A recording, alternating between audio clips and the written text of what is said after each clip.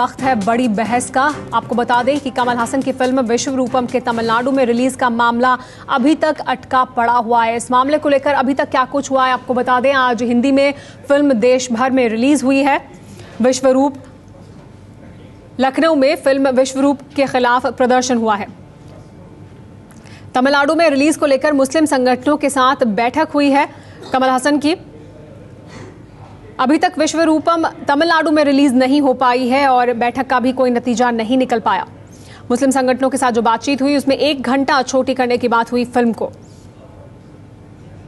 कमल हासन की फिल्म विश्वरूपम के तमिलनाडु में रिलीज का मामला अभी तक अटका पड़ा है। इसी बीच हिंदी में रिलीज हुई फिल्म विश्वरूप का भी विरोध शुरू हो गया है। लखनऊ और आगरा में सिनेमाघरों के बाहर लोगों ने फिल्म के खिलाफ प्रदर्शन किया है। फिल्म का विरोध तमिलनाडु से शुरू हुआ था, जहां अभी भी फिल्म रिलीज नहीं हो पाई है। फिल्म पर बैन के सवाल पर तमिलनाडु की मुख्यमंत्री जयललिता ने कहा था कि बैन इसलिए लगाया गया क्योंकि मुस्लिम संगठनों ने आपत्ति जताई थी। बड़ा सवाल यह है कि क्या धार्मिक संगठनों को फिल्म रोकने का हक है। इसी पर बड़ी बहस करेंगे, लेकिन पहले देखते हैं कि कमल हासन की फिल्म को लेकर आज क्या क्या हुआ। ऑसम मूवी, बहुत अच्छी मूवी है। Thank you. अच्छी मूवी है, बहुत अच्छी मूवी है। विवादित ना इसको धर्म से नहीं जोड़ना चाहिए। कोई विवाद नहीं है, awesome movie best. Kamal Haasan की हिंदी फिल्म विश्वरूप आज देश भर में रिलीज हो गई। अमृतसर से लेकर मुंबई और सूरत से लेकर पटना तक लोग सिनेमा घरों में जाकर फिल्म देख रहे हैं। लेकिन तमिलनाडु में कमल हासन की फिल्म का क्या होगा ये अभी तक साफ नहीं है। तमिलनाडु में फिल्म रिलीज को लेकर मुस्लिम संगठनों और कमल हासन के बीच चेन्नई में बातचीत हुई, लेकिन बात 1 घंटे फिल्म छोटी करने पर फंसी हुई है। आज शाम होने वाली बैठक के लिए दोनों पक्ष पहुंचे ही नहीं। इसी बीच तमिल में बनी कमल हासन की फिल्म के हिंदी वर्जन का यूपी में विरोध शुरू हो गया है। ये तस्वीरें हैं लखनऊ और आगरा की, जहां मुस्लिम संगठनों ने फिल्म पर बैन लगाने की मांग की है। हालांकि इस्लाम के विद्वान मौलाना वहीदुद्दीन का मानना है कि अभिव्यक्ति की स्वतंत्रता सभी के लिए है और फिल्म पर बैन लगाना सही नहीं है। फ्रीडम ऑफ एक्सप्रेशन सबके लिए है।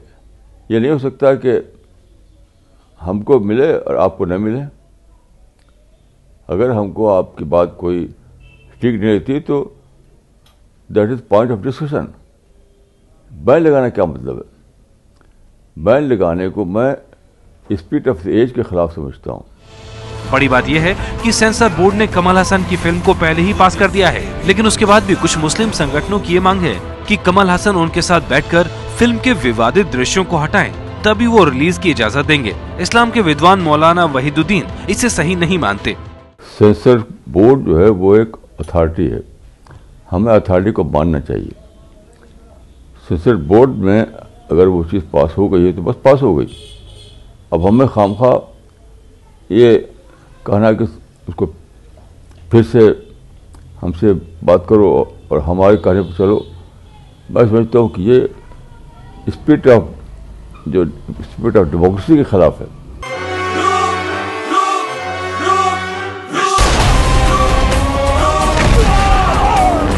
एक घंटे 47 मिनट की ये फिल्म आतंकवाद पर आधारित है। इस फिल्म का कुछ मुस्लिम संगठन विरोध कर रहे हैं। उनका कहना है कि इस फिल्म से उनकी धार्मिक भावनाएं आहत हो रही हैं। विरोध की वजह से 24 जनवरी को तमिलनाडु सरकार ने फिल्म के रिलीज पर रोक लगा दी थी। सरकार का ये कहना है कि फिल्म के रिलीज से कानून और व्यवस्था खराब होगी। सरकार के इस फैसले के खिलाफ कमल हासन ने कोर्ट का दरवाजा खटखटाया था। मद्रास हाईकोर्ट की सिंगल जज की बेंच ने फिल्म रिलीज की इजाजत दी, लेकिन मद्रास हाईकोर्ट की डबल बेंच ने सिंगल बेंच के फैसले को रोकते हुए तमिलनाडु में विश्वरूपम की रिलीज पर रोक लगा दी है। हालांकि साल 1989 में सुप्रीम कोर्ट में इसी तरह का एक केस आया था, जिसमें फैसला सुनाते हुए सुप्रीम कोर्ट ने कहा था कि कानून व्यवस्था बनाकर रखना राज्य की जिम्मेदारी है और एक समुदाय के आहत होने की वजह से किसी फिल्म पर बैन नहीं लगाया जा सकता है, जब तक कि फिल्म की रिलीज से तत्काल हिंसा का अंदेशा न हो। S Rangarajan versus P Jagjivan Ram वाला केस 1989 में सुप्रीम कोर्ट से डिसाइड हुआ था। तो इसमें फिर ये ले डाउन किया गया कि right to freedom and speech expression तो है, और अगर उसमें कोई आइडिया नया एक्सप्रेस किया गया है जो पर्टिकुलर किसी ग्रुप को अफेक्ट भी करता है, तो इसका मायना ये नहीं कि आप उसकी फ्रीडम ऑफ राइट टू जो एक्सप्रेशन है उसको उस पर रोक लगा दो। हाँ, अगर उसका लेवल इतना डैमेजिंग है कि वो इमीडिएट वायलेंस को लीड कर सकता है, तब तो ठीक है, आप उसको उसके ऊपर रोक लगा सकते हो। और अगर आप ऐसा देखते हो कि कहीं इसके फिल्म के डिस्प्ले होने से इसके प्रोडक्शन को जब पब्लिक में आ जाता है, पब्लिक में डिस्प्ले होता है, तो कोई पर्टिकुलर ग्रुप कहीं law and order problem create ना कर दे, तो ये तो स्टेट मशीनरी का काम है कि लॉ एंड ऑर्डर प्रॉब्लम को रोके। इसका मतलब ये नहीं कि अगर स्टेट लॉ एंड ऑर्डर की प्रॉब्लम को नहीं रोक सकती तो फिल्म पे बैन लगा दिया। मुद्दे पर चर्चा करने के लिए हमारे साथ सभी मेहमान भी मौजूद हैं कि क्या धार्मिक संगठनों को फिल्म रोकने का हक है। मेरे सहयोगी विजय विद्रोही हमारे साथ रहेंगे, बीजेपी से नलिन कोहली हमारे साथ हैं, इसके अलावा कांग्रेस पार्टी के वरिष्ठ नेता अखिलेश सिंह हमारे साथ मौजूद हैं, हमारे साथ सेंसर बोर्ड के सदस्य अंजुम राजबली जी भी मौजूद हैं हमारे साथ, इसके अलावा जफरयाब जिलानी मौजूद हैं all India Muslim personal law board से, उनसे भी बात करेंगे। सबसे पहले अंजुम राजबली जी, आपसे मेरा सवाल कि क्या कोई धार्मिक संगठन किसी फिल्म पर पाबंदी लगवा सकता है या रोक लगवाने का हक है उसे?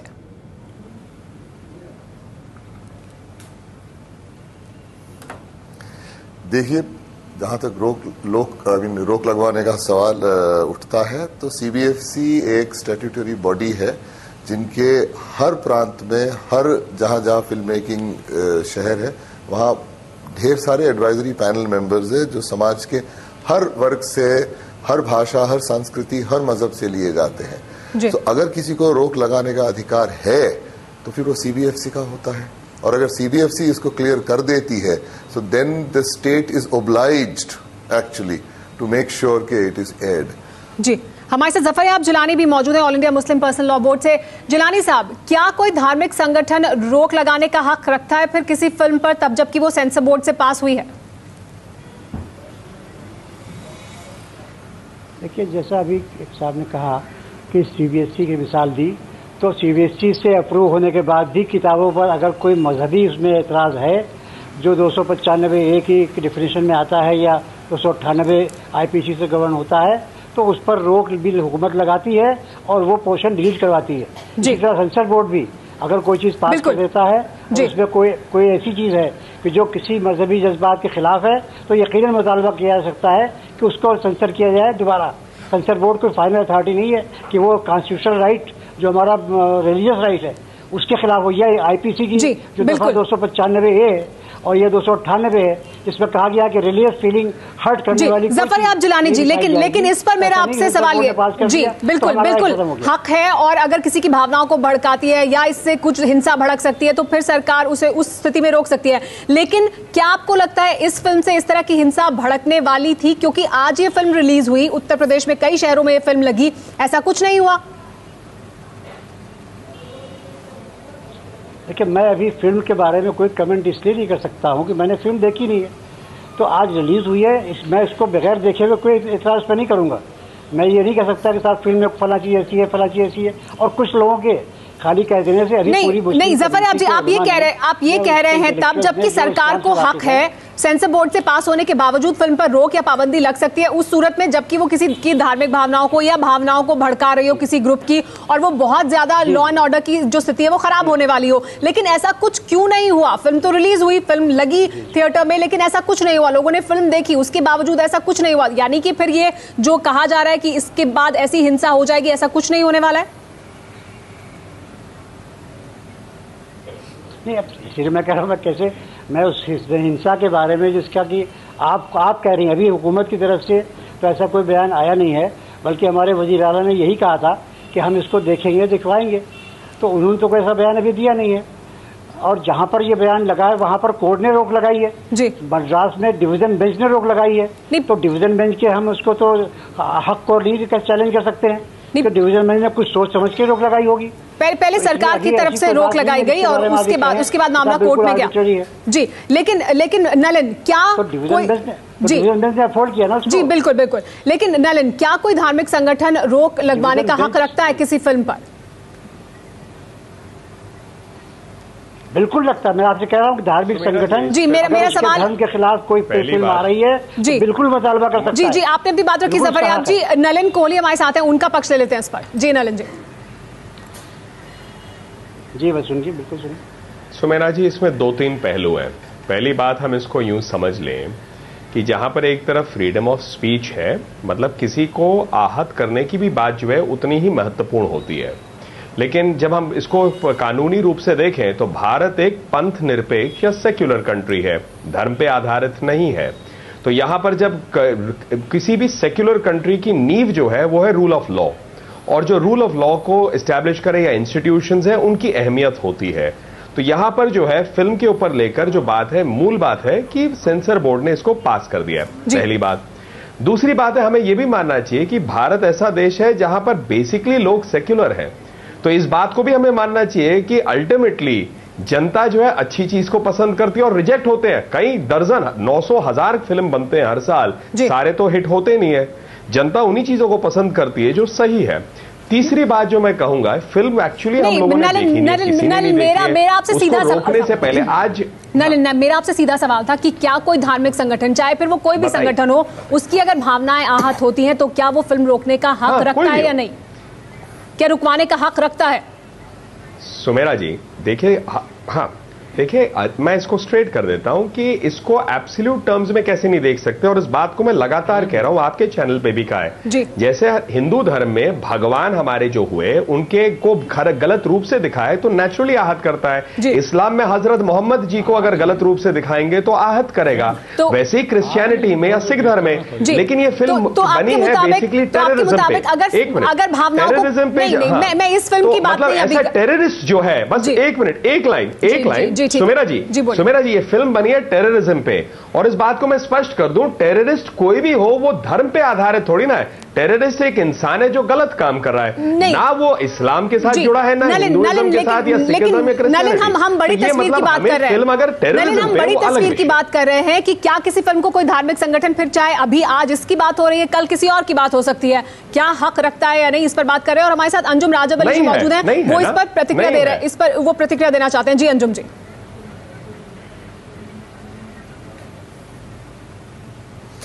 देखिए, एक फिल्म आई थी 2011 में जिसका नाम था आरक्षण, बराबर। फिल्म रिलीज हुई उससे पहले ही पोस्टर्स और क्या कहते हैं ट्रेलर्स वगैरह देख के कई ग्रुप्स थे, दलित भाई थे, जिन्होंने ऑब्जेक्शन उठाया।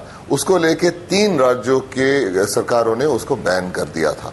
तब प्रकाश झा जी गए थे बिल्कुल सुप्रीम कोर्ट में, और वहां से स्पष्ट ऑर्डर आया था कि किसी भी स्टेट गवर्नमेंट को ये हक नहीं बनता है कि फिल्म रिलीज होने से पहले उसको बैन करे, अगर सीबीएफसी ने क्लियर की है। दिस वाज अनइक्विवोकली स्टेटेड, और ये भी उसके साथ में राइडर लिखा गया था कि फिल्म रिलीज आप कीजिए और उसके बाद कानूनी जो भी लॉ एंड ऑर्डर की व्यवस्था आप रखिए उसके अंदर सिक्योरिटी के लिए, और अगर आपको तब लगता है कि वायलेंस हो रही है या उसकी होने की संभावना शुरू हो चुकी है तो बाकायदा आप उसको निकाल सकते हैं। लेकिन प्रीएम्प्टिव बैन आप नहीं कर सकते हैं, जो विश्वरूपम के साथ किया गया था।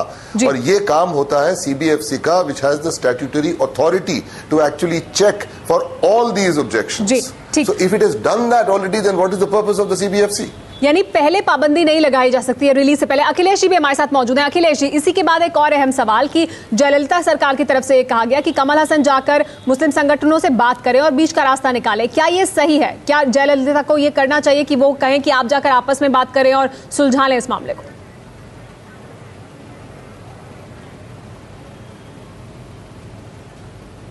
देखिए, वहाँ पे तो मामला कोर्ट चला गया पहले ही, जैसा अभी आप किसी ने बताया, हमने भी पढ़ा नहीं, उसके बाद भी कहा, उसके बाद जयललिता ने कहा कि अभी भी कमल हसन बात कर सकते हैं और बीच का रास्ता निकाल सकते हैं। क्या ये सही है? किया और वो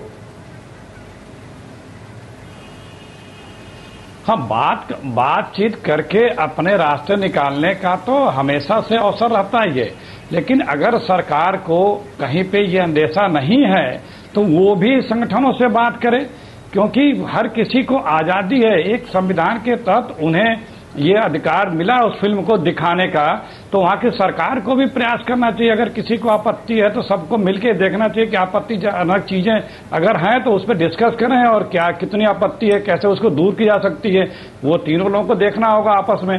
लेकिन फिर वही बात आ रही है कि हम बिना चीज को देखे, अब आज नॉर्थ इंडिया में रिलीज हुई है तो जब तक कोई देखता नहीं है उसके पहले तक क्यों शोर मचा रहा था कि जिसको किसी के बारे में ये पता नहीं कि उसकी क्या स्क्रिप्ट है, किस बात पे आपत्ति है, लेकिन आपत्ति शुरू हुई तो हर कोई आपत्ति की बात करने लगा था। अखिलेश जी बिल्कुल ठीक है, ये आपने कहा कि फिल्म देखने के पहले क्यों इस तरह का शोर मचाया जाए, लेकिन बड़ा सवाल तो यही है ना कि क्यों फिर जयललिता सरकार की जिम्मेदारी है कि वो फिल्म लगे, उसको सुरक्षा मुहैया कराई जाए। ऐसे में वो कहती है कि आप जाकर आपस में बातचीत कर लें, तो फिर ये क्या सही है, ये सरकार का ये करना क्या सही है उनका पक्ष?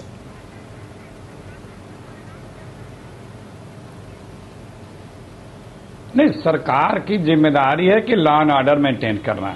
अगर सेंसर बोर्ड ने फिल्म पास की है तो फिल्म तो रिलीज होनी चाहिए।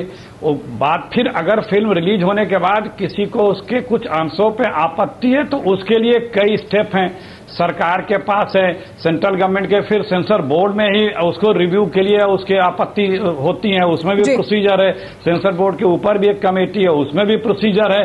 तो उन चीजों के ऑप्शंस खुले हैं। ऐसा नहीं है कि अगर किसी को आपत्ति है तो उस आपत्ति पे की सुनवाई का कोई विंडो नहीं है, उसकी आपत्ति है। और जैसा अभी जफर जिलानी साहब कह रहे थे कि जो सेंसर बोर्ड ने जो भी पास करता है सेंसर बोर्ड, वो उस कानून के दायरे में करता जरूर होगा। जिस कानूनों की ये जफर जिलानी साहब ने बात की है, बड़े सीनियर वकील हैं, जरूर उसका वो ध्यान रख के ही पास करते होंगे उन कानूनों को।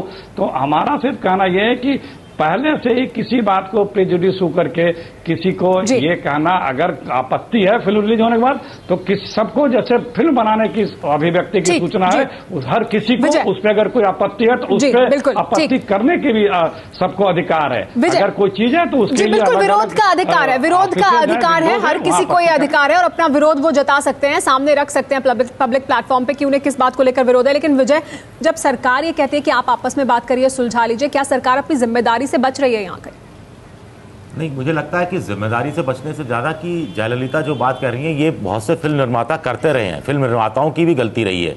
आपको ध्यान होगा अभी सिखों की भावनाओं को लेकर एक फिल्म बनी थी जिसमें निर्माता और जो उनके हीरो थे अक्षय कुमार, उनको लगा कि शायद ये लोग नाराज़ हो सकते हैं, या एक और फिल्म थी मुझे नाम अभी याद नहीं आ रहा। तो वो जो निर्माता और हीरो हैं वो खुद गुरुद्वारे चले गए, एसजीपीसी के पास चले गए, उनको फिल्म दिखा दी और उनसे सरोपा वोपा भेंट हो गया, तो पब्लिसिटी की पब्लिसिटी हो गई, वहाँ जाके आपने फिल्म भी दिखा दी और उनसे अप्रूव करा ली। तो ये निर्माताओं और जो नायक हैं उनकी भी गलती है। ऐसे ही मुझे लगता है कि कमल हसन को शायद जयललिता इसी नाते नसीहत दे रही है।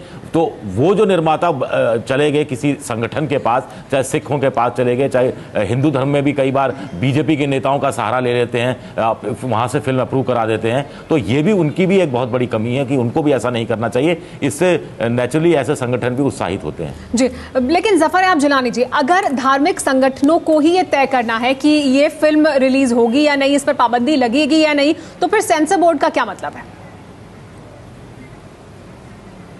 नहीं, ऐसा कुछ नहीं, ना कोई धार्मिक संगठन तय कर रहे हैं, न ही मुस्लिम पर्सनल लॉ बोर्ड ने कभी इस पर कोई तजवीज़ पास की। ये तो मैंने एक तरीका बताया कि दोनों को देखना है। फिल्म सेंसर बोर्ड अगर कोई चीज़ अपनी एक्सेस छूट जाती है उसकी नज़र से, वो कोई मजहबी लीडर नहीं है, कोई मजहबी ससेप्टिबिलिटी ऐसी है। लेकिन बोर्ड के अंदर मेंबर रहते हैं, सभी धर्मों के सभी वर्गों के जो लोग हैं वो सदस्य होते हैं, प्रतिनिधि होते हैं। सिर्फ नाम के मुसलमान, माफ कीजिएगा, मैं जानता हूं कौन मेंबर है, मैं जानता हूं कौन मेंबर, सिर्फ नाम का मुसलमान होना काफी नहीं होता है। उसको जरूरी नहीं हर चीज मालूम हो कि उसको इस पर भी एतराज नहीं होगा रसूलुल्लाह सल्लल्लाहु अलैहि वसल्लम के बारे में क्या कहा गया, तो ऐसा जरूरी नहीं है। अगर आपका ये तर्क माना जाए तो फिर ये भी तर्क है कि तमिलनाडु के मुसलमान को ऐतराज है, केरल के मुसलमान को ऐतराज क्यों नहीं है? फिर ऐसा नहीं है। देखिए उसकी वजह मैं बता रहा हूँ आपको।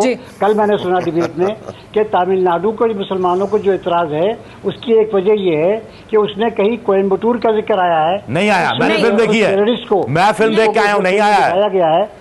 नहीं जफर आप जी, हमने ये फिल्म देखी है, मैंने भी ये फिल्म देखी है, इसमें कोई ऐसा जिक्र नहीं है जिसमें कोयम्बटूर का जिक्र हो, जिसमें खास तौर पर तमिलनाडु का कोई जिक्र हो। तो ये तो भाई, तो ये तो मद्रास, ये तो तमिलनाडु के मुसलमानों से बात हो सकती है। मुझे मैं उस पर कैसे बताऊं कि उन लोगों ने क्यों आप्रेज किया है जी। लेकिन केरला में नहीं किया है तो जाहिर है कि उन लोगों को इतराज नहीं लगा होगा इस पे जी। लेकिन जफर आप जी, मेरा जो सवाल तमिलनाडु के मुसलमानों से पूछने की है कि आपने किस बात पे इतराज किया। लेकिन आप समर्थन कर रहे हैं बिना जाने उस बात का, वो तो मैं अपनी जफर आप जी, लेकिन आप समर्थन कर रहे हैं इस पूरे तर्क का। नहीं कर रहा हूँ मैं, कतई मैं समर्थन इस राइट का कर रहा हूँ। देखिए इस राइट का कर रहा हूँ कि बिल्कुल हमको राइट है, भारत के संविधान में राइट है कि अगर कोई फिल्म हमारे जज्बात के खिलाफ होगी, मजहबी जज्बात के खिलाफ, तो वो ऑफेंस है, 295A में और 298 में, उसके खिलाफ हम एहतिजाज कर सकते हैं। तो फिल्म तो रिलीज होने देना। फिल्म जो है इसमें ऐसी कोई बात है कि नहीं, मैं नहीं कुछ कह रहा हूँ। अंजुम राजब अली जी, जफरयाब जिलानी का कहना है कि हमें हक है, सेंसर बोर्ड ने भले ही ये फिल्म पास की हो लेकिन हमें हक है,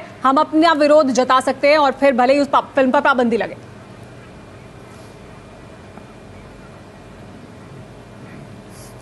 देखिए सीधी सी बात है, जहां तक सीबीएफसी का सवाल है, बाय द वे ये सेंसर बोर्ड नहीं है, सेंसर बोर्ड नहीं रहा, अभी central board of film certification है वो। तो अगर सीबीएफसी हम कहें तो शायद बेहतर होगा, ज्यादा आम बोलचाल की भाषा में लोगों को समझने के लिए आसानी होती है, इस वजह से उसका सवाल है।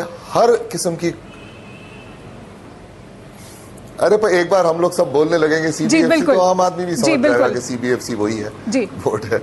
अच्छा खैर, बात यह है कि सीबीएफसी जो है वो हर किस्म की कोशिश करता है कि अक्रॉस द बोर्ड एक रिप्रेजेंटेशन हो, ताकि ऐसे जो ऑब्जेक्शनेबल चीजें अगर आती है जो किसी संस्कृति या किसी मजहब के किसी सेंटिमेंट को अगर ठेस पहुंचाती है तो उसको उसी समय पकड़ लिया जाए। अगर किसी ग्रुप को, जैसे कि हमारे मुसलमान भाई है, अगर उनको या किसी और संगठन को अगर ये ऑब्जेक्शन हो तो वो गवर्नमेंट को पिटीशन करे कि उनका रिप्रेजेंटेशन सीबीएफसी पर दिया जाए, एडवाइजरी पैनल में ऐसे लोगों को इंक्लूड किया जाए जो अथॉरिटी है। लेकिन ये कोई तरीका नहीं बनता है कि एक बार आपने अथॉरिटी दे दी सीबीएफसी को, सीबीएफसी उसको क्लियर कर देती है, फिर उसके बाद आप बाहर से कहते हो कि रिलीज भी नहीं होने देंगे, आपने फिल्म देखी तक नहीं। ये सवाल लेते हैं जफरयाब जी, कोई लॉजिक नहीं बनता है। जफरयाब जी, आप सवाल उठा रहे हैं इस बात पर कि सेंसर बोर्ड में जो लोग मौजूद हैं वो मुस्लिम समाज का प्रतिनिधित्व नहीं करते। अगर आपको ऐसा लगता है तो फिर क्या कोशिश की गई आपकी तरफ से, मुस्लिम पर्सनल लॉ बोर्ड की तरफ से, कि वहां प्रतिनिधित्व हो उन लोगों का जिन्हें आप समझते हैं कि वो प्रतिनिधित्व सही कर सकते हैं? बोर्ड कहीं नहीं आ रहा है, मैं आपसे पहले कह रहा हूँ जी, बोर्ड का ये इशू नहीं है, उसको आप मत भी तमाम मुस्लिम संगठनों की बात करने चले। बोल रहा हूँ जी, मैं एक मुस्लिम नुमाइंदे के, हाँ मैं आपसे कह रहा हूँ कि देखिए, जो रिलीज के पहले ऑब्जेक्शन करना, यकीनन बगैर देखे हुए कोई ऑब्जेक्शन करने का मैं भी कायल नहीं हूँ, मैं उसको नहीं मुनासिब कह रहा हूँ। मैंने कब कहा, लेकिन रिलीज होने के बाद या देखने के बाद, रिलीज होने से पहले भी अगर किसी ने देख लिया है तो वो एतराज कर सकता है। और एहतिजाज का जो तरीका आर्टिकल 19 में संविधान में उनको दूसरों को दिया गया है वो हमको भी दिया गया है, लिहाजा हमारे एहतिजाज का सब पीसफुल तरीके हो सकते हैं।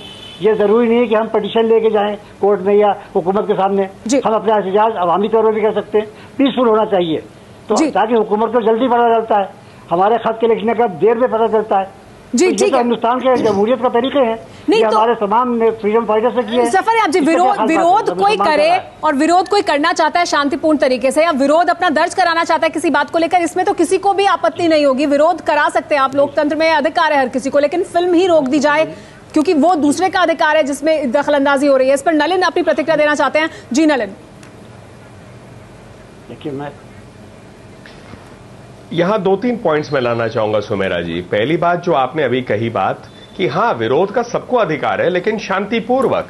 अगर हम कानून को ही अपने हाथ में ले ले कोई भी व्यक्ति, तो वो गलत है। जो हिंसा की बात जब की जाती है, ये भी गलत है कि आप हिंसा करके अगर पब्लिक प्रॉपर्टी डैमेज करे, लोगों के पर्सनल बिजनेसेस को डैमेज करे, वो उचित नहीं है। कोई भी करे, लॉ को अपना एक्शन लेना चाहिए। दूसरी बात यहां पर जो है कि पोर्ट्रेल की बात, देखिए ऐसा है जो एजेंसीज उपयुक्त है, ऐसे कल को हम कहे कि कानून जो है, हम लोग मानते हैं ये कानून ठीक नहीं है तो कानून का काम पे हम लोग भी अपने व्यूज देंगे तो गलत है। कानून का अपना काम है, जो central board of film certification है उसका अपना काम है, हर काम करे। जहां कुछ गलत हो जाए, हर चीज के लिए एक प्रक्रिया होती है ठीक करने के लिए, और वो सारे ऑप्शंस हैं। लास्ट बात है कि अगर ये बात हम अधिकार से कहते हैं कि भाई ये गलत पोर्ट्रेल है, तो फ्रीडम ऑफ स्पीच में ये भी तो है कि हम अच्छी चीज बना के अपना पोर्ट्रेल दिखाएं।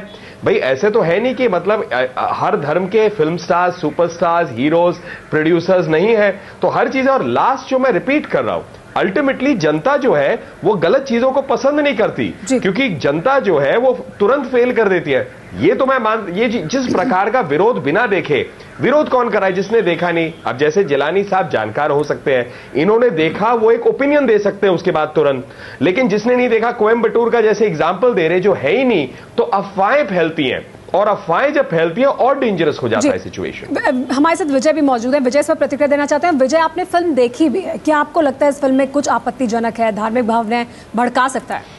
देखिए, कुल मिला के फिल्म आतंकवाद को लेकर बनाई गई है, जिसमें अलकायदा और तालिबान वाला जो आतंकवाद है जो उसको पूरी तरह से दर्शाया गया है, अफगानिस्तान से लेकर अमेरिका तक में, और पाकिस्तान की भूमिका। तो जाहिरा तौर पर इसमें जो आतंकवादी हैं वो मजहब का इस्तेमाल कर रहे हैं, ये पूरी दुनिया जानती है। जिहाद के नाम पर कैसे लोगों को अपने यहाँ जोड़ते हैं, ये पूरी दुनिया जानती है। कैसे वो अपने जो कट्टरता लाते हैं और बिना कट्टरता लाए उनका जो आतंकवाद है उस रूप में पनप नहीं सकता, ये पूरी दुनिया जानती है। इसी को दर्शाया गया है। तो जाहिरा तौर पर इसमें फिल्म में ये सारी चीज़ों की अधिकता ज़्यादा है। एक दो चीज़ें हैं जिसके अंदर मुझे लगता है कि कुछ लोगों को शायद एतराज़ हो सकता है कि जैसे ही कोई हमला करने लगता है उससे पहले बार बार नमाज़ पढ़ी जाती है। एक बार नमाज पढ़ने के दौरान एक रिमोट भी दिखाया गया है, जिस रिमोट का इस्तेमाल बाद में उन आतंकवादियों को करना है एक न्यूयॉर्क के अंदर एक परमाणु धमाका सा करने के लिए। लेकिन वहीं उस सीन के साथ साथ जो कैरेक्टर है, जो नायक है कमल हसन, उसको भी नमाज पढ़ते दिखाया गया है। यानी वो भी इस्लाम के नाम पर, अपने धर्म के नाम पर, अपने देश को बचाने के लिए उन आतंकवादियों का मुकाबला कर रहा है। तो बैलेंस करने की मुझे लगता है कोशिश की गई है। अब नजरिया क्या है, किस एंगल से कोई देखना चाहे। मुझे एक बात, मेरा सिर्फ एक सेंटेंस ये कहना है, आप फिल्म रिलीज होने दीजिए, लोगों को उस पर रिएक्ट करने दीजिए। किसी को ऐतराज है तो वो central board of film certification का जो अपीलेट की अथॉरिटी है उसमें वो जा सकता है और वहां पे वो रिलीफ पा सकता है। जी अखिलेश जी, अगर इस तरह के प्रेसिडेंट होंगे, इस तरह के उदाहरण बार बार सामने आएंगे कि फिल्म को रिलीज से पहले ही पाबंदी लगा दी गई, एक संगठन उठा, उसने दबाव डाला और सरकार ने पहले ही उसको रोक दिया, फिल्म रिलीज भी नहीं हुई, जो कि अधिकार है फिल्म प्रोड्यूसर का, डायरेक्टर का। ऐसे उदाहरण अगर होंगे तो फिर कल को तो हर संगठन उठेगा, उसको वो अपनी आपत्ति दर्ज कराएगा और फिर फिल्म को इस तरह से रोक दिया जाएगा। तो फिर अभिव्यक्ति की आजादी का क्या?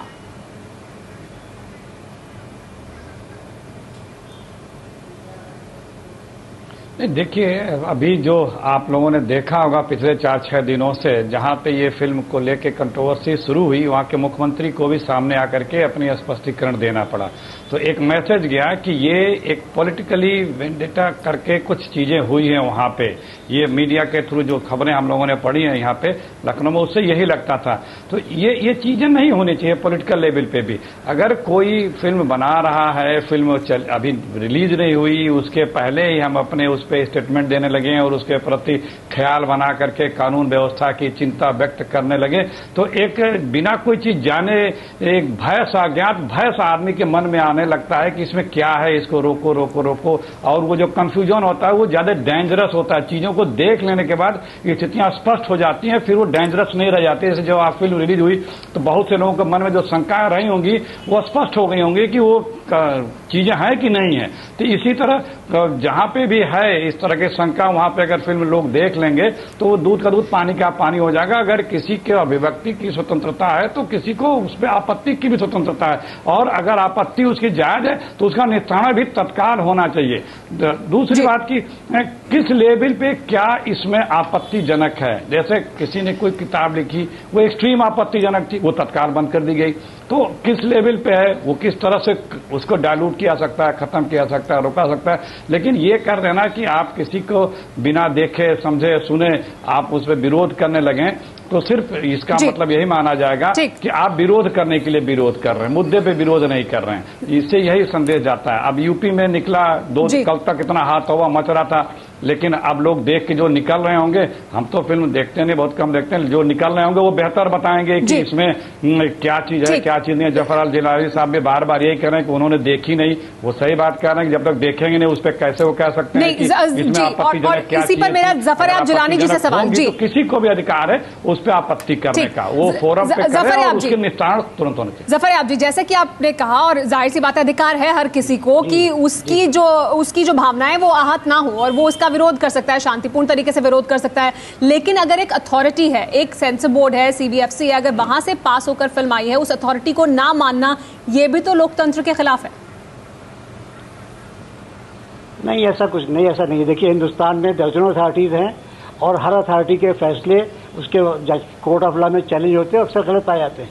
ये मामला ऐसा है कि वो अथॉरिटी वो है इस बात के लिए कि सर्टिफिकेट दे, लेकिन हमारा जो राइट है कि हमारे खिलाफ कोई आदमी ऑफेंसिव लैंग्वेज इस्तेमाल ना करे, वो भी अपनी जगह है। इंडियन पिनल कोड में रिकॉग्नाइज्ड है, कॉन्स्टिट्यूशन में रिकॉग्नाइज्ड है। तो हम पीसफुल डेमोन्स्ट्रेशन भी कर सकते हैं, पीसफुल प्रोटेस्ट भी कर सकते हैं। हमारे जरूरी नहीं है कि हम उस सर्टिफिकेशन बोर्ड के पास जाएं। वो सब करिए, फिल्म तो रिलीज होने दीजिए। वो तो लगातार जफरयाब जी हम भी कह रहे हैं कि वो तो हर किसी को अधिकार है, वो कोई कैसे रोक सकता है, लेकिन आप फिल्म रोक दें उसकी वजह से, क्योंकि आपका एक अधिकार है, वो फिल्म नहीं रोकी जा सकती ना। फिल्म को पहले देखें और उसके बाद फिर अपनी राय दें। हुकूमत से पूछिए, देखिए हम फिल्म रोक रहे हैं जी, जो फिल्म रोकी है, हम उसको कह रहे हैं, हम तो कह रहे हैं देखने के बाद ही प्रोटेस्ट होता है। मुस्लिम संगठनों की आपत्ति की वजह से ही उस फिल्म पर पाबंदी लगाई गई है। जी जफरयाब जी, जो आप कह रहे हैं उस पर अंजुम राजब अली जी मुस्कुरा रहे हैं, वो शायद इत्तेफाक नहीं रखते आपकी बात से। जी अंजुम जी, जयललिता जी ने क्या किया है ये तो वो जाने, वो पॉलिटिकल है या वो वाकई में किसी के प्रेशर से किया है, इसके बारे में हम कुछ नहीं जानते जी। बिल्कुल हम कमेंट नहीं करेंगे, बहुत सी बातें आ रही हैं उसमें, लेकिन वहाँ का हाईकोर्ट कंसीडर कर रहा है इस बात को, ये यकीनन हमारे लिए एक अहम बात है। डिवीजन बेंच ने उस पर पाबंदी लगाई है, जो जजेस ने लगाई है, मतलब कुछ उसमें है। जफरयाब जी, मेरा सवाल आपसे ये था कि सेंसर बोर्ड से फिल्म पास होकर आई है, उसके बाद क्या अथॉरिटी को मानना लोकतंत्र का वो भी हिस्सा क्या नहीं है? कि लोकतंत्र का हिस्सा ये भी तो है ना कि आप माने उसे, और उसके बाद अगर आपत्ति है तो फिर आप अपील करें, आप आगे बढ़े।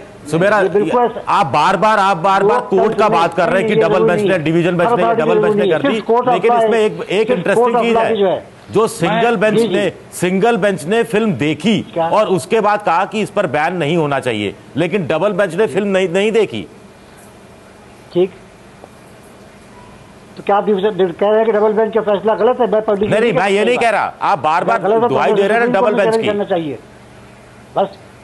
हाँ, मैं कह रहा हूँ डबल बेंच की अहमियत है हमारी नजर में। हम वकील हैं, हम डिवीजन बेंच के ऑर्डर को रिस्पेक्ट करेंगे।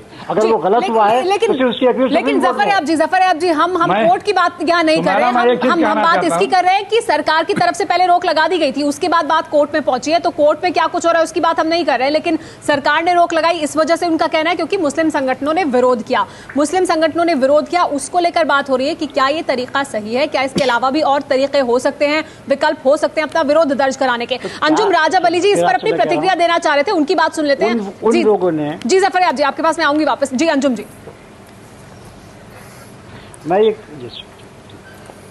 देखिए सीधी सी बात यह है कि ये साहब कह रहे हैं कि भैया ढेर सारे अथॉरिटीज है, ढेर सारे बोर्ड है, लेकिन मैं ये कह रहा हूं कि अगर इस बोर्ड का ये काम है, सीबीएफसी का ये काम है कि फिल्म देख के उसको क्लियर करे, और अगर आपको उसके अंदर कोई संदेह है, कोई डर है कि इससे शायद कोई ऑफेंसिव बात आ सकती है, तो आप उनको अपील कीजिए ना। आप सीधा स्टेट गवर्नमेंट के पास जा रहे हैं, state government has not clear the film, उनको अंदाजा नहीं है कि भैया फिल्म को कैसे क्लियर किया जा सकता है या फिल्म बैन के लायक है या नहीं। सीबीएफसी को ये अंदाजा है, उनके पास ये एक्सपर्टीज है, अथॉरिटी है, तो आप उनको अपील क्यों नहीं करते हैं? यू मेक श्योर, बिकॉज एक फिल्म थी डेविड, आपको याद होगा, अभी जो आज ही रिलीज हुई थी, अब उसके अंदर एक मुहर्रम का एक प्रोसेशन था जहां ताजिए ले जा रहे हैं और वो एक गाना उन्होंने बजाया था। तब देयर वर सर्टेन ऑर्गेनाइजेशन जिन्होंने सेंसर बोर्ड के पास रिप्रेजेंटेशन भेजा कि ये हमारे मजहब के हिसाब से ऑफेंसिव है, और वो बाकायदा फिल्म प्रोड्यूसर से, डायरेक्टर से बात हुई और उस गाने को मिटा दिया गया। जी, तो ये सही तरीका हुआ, तो वो गाना अभी फिल्म में नहीं है ताकि वो ऑफेंस नहीं लगता है फिर उसके तो ये सही तरीका होता है। आप उसको इस तरीके के बारे में जफरयाब जी से बात करेंगे, लेकिन अखिलेश जी भी अपनी प्रतिक्रिया देना चाहते हैं। जी अखिलेश जी,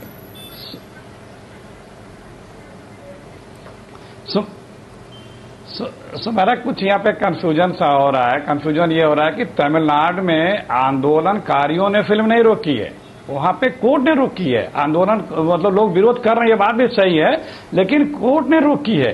और जौफर अल जिलानी साहब जो बात कर रहे हैं, वो देखिए वो लीगल पहलू की बात कर रहे हैं, सही बात कर रहे हैं। लीगल जैसे हर किसी को पीसफुल डिमॉन्स्ट्रेशन का राइट तो है ही है, पीसफुल डिमॉन्स्ट्रेशन का। जबरदस्ती फिल्म रोकने की बात वो भी नहीं कर रहे हैं, और अगर किसी को आपत्ति है तो पीसफुल तरीके से उसका विरोध दर्ज भी करा सकता है, और उस दर्ज पे सरकार को, सेंसर बोर्ड को, सबको अदालत बाद में आई है, पहले राज्य सरकार ने रोकी है। की बात कर रहे हैं, जो आप लोग कोर्ट लिंक कर रहे हैं,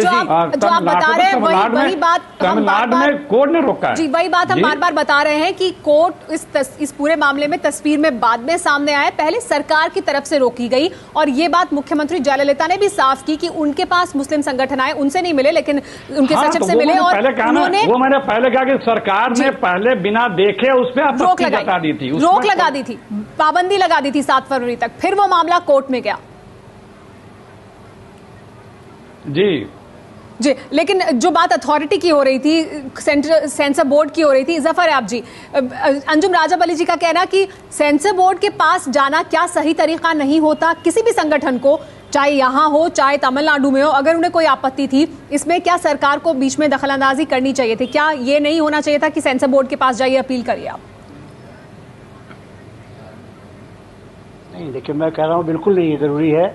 अब मैं मिसाल देता हूँ आपको कि एजुकेशन से मुतालिक किताबें, टेक्स्ट बुक प्रोवाइड करने का राइट है सीबीएसई को, मान लीजिए, या यूपी के एजुकेशन बोर्ड को है। इसका मतलब किताब छप के आ गई तो हमें वहाँ जाना जरूरी नहीं है। हम हुकूमत से डिमांड कर सकते हैं कि इस किताब में ऐसा ऑब्जेक्शनेबल मटेरियल है जो ऑफेंसिव है, लिहाजा आप इसको बैन करिए। ये जरूरी नहीं होता कि हम उसी बॉडी के पास जाएं। हमारे पास जितने, हम कोर्ट ऑफ लॉ में भी जा सकते हैं। हम कोर्ट ऑफ लॉ में कह सकते हैं कि ये सेक्शन 295A और सेक्शन 298 के खिलाफ है, आप इस पर बैन लगाइए। नहीं, तो जफर हमारे पास जो भी लीगल एवेन्यूज है, जो सवाल मेरा था वो ये कि सही तरीका क्या होगा, बेहतर तरीका क्या होगा? सीबीएसई पास है, बेहतर तरीका क्या होगा? सही तरीका, देखिए सही तरीका बिल्कुल ये है कि जिस तरीके से भी ऐसी फिल्मों को जिसमें ऑब्जेक्शनेबल बात हो और जो रिलीजियस फीलिंग्स हर्ट कर रही हो, वो जितनी जल्दी उस पर बैन लग सके वहां अप्रोच करना चाहिए। अगर सर्टिफिकेट इसे सीबीएसई से हो सकता है तो वहां अप्रोच करना चाहिए, अगर हुकूमत से हो सकता है तो वहां करना चाहिए, उसके लिए जरूरी है कि लोगों ने फिल्म देखी हो। अप्रोच करना चाहिए। ये कन्वीनियंस पर डिपेंड करता है। जी, और जैसा कि विजय का सही, मैं मान रहा हूँ आपसे। मैं कब कह रहा हूँ कि बगैर फिल्म देखे, मैंने कोई डिमांड अभी तक इसीलिए नहीं किया। मैंने फिल्म के खिलाफ अभी तक एक जुमला भी कहा इसीलिए कि मैंने फिल्म नहीं देखी है, तो मैं नहीं कह सकता हूँ कि फिल्म में कोई चीज ऑब्जेक्शनेबल है कि नहीं है। जी हाँ, और फिल्म देखे बिना उसका विरोध नहीं होना चाहिए जिस तरह की विरोध उसका हुआ है। लेकिन बड़ा सवाल अभी भी ये है, आप सबका बहुत बहुत शुक्रिया हमारे साथ इस चर्चा में शरीक होने के लिए, कि फिल्म तब जबकि centre board of film certification से पास होकर आई, उसके बाद सरकार की जिम्मेदारी बनती है कि वो फिल्म लगे, और उसके बाद अगर कोई इस तरह के हालात पैदा होते हैं तो फिर सरकार उस पर कोई फैसला ले सकती है। लेकिन यहाँ ऐसा नहीं हुआ, स्थिति में ऐसा नहीं हुआ। आप सबका बहुत बहुत शुक्रिया हमारे साथ इस चर्चा में शरीक होने के लिए।